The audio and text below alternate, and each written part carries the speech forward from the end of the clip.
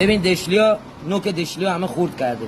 6 ماه پیش گیربکس باز شده، دشلی عوض شده، یه دست دشلی نو انداختم، منتها واشرگیری خوب نشده. ببین من تو کلیپای قبلی هم توضیح دادم، اینه وقتی جام بزنیم باید واشرگیری کنیم. این دوتا که فابریک هیچی، این دوتا نفر یه دونه واشر میخوره هیچی. از این کوچیکا اگه لق بود باید هر کدوم 2 تا واشر بذاری از کوچیکاره. الان مثلا ناگن این میکانیک قبلی اومده یکی رو 2 تا گذاشته، این یکی رو باز یه دونه گذاشته. نمیشه که، یا باید هر دوتا یکی بخوره کوچیکا، یا هم باید هر دوتا 2 تا بخوره. نمیشه یکی رو یه دونه بذاری یکی رو 2 تا بذاری. به محض اینکه کار کنه نوک اینا لپر میشه، نوک دنده دشلیای کوچیک لپر میشه.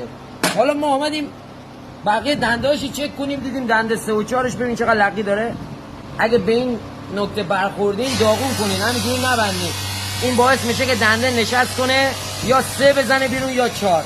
اینه در میاری، بوربرینگ در میاری. ببین کف جایی که دنده میشینه نگاه کن، کف رو گود کرده. این کف الان گود شده، دنده نشست کرده پایین. ببین الان من جام که بزنم، نگاه دنده رو نگاه نشست کرده. چقدر نشست کرده؟ این دنده باید اینجا باشه، الان این افتاده پایین. لبه رو میبینی؟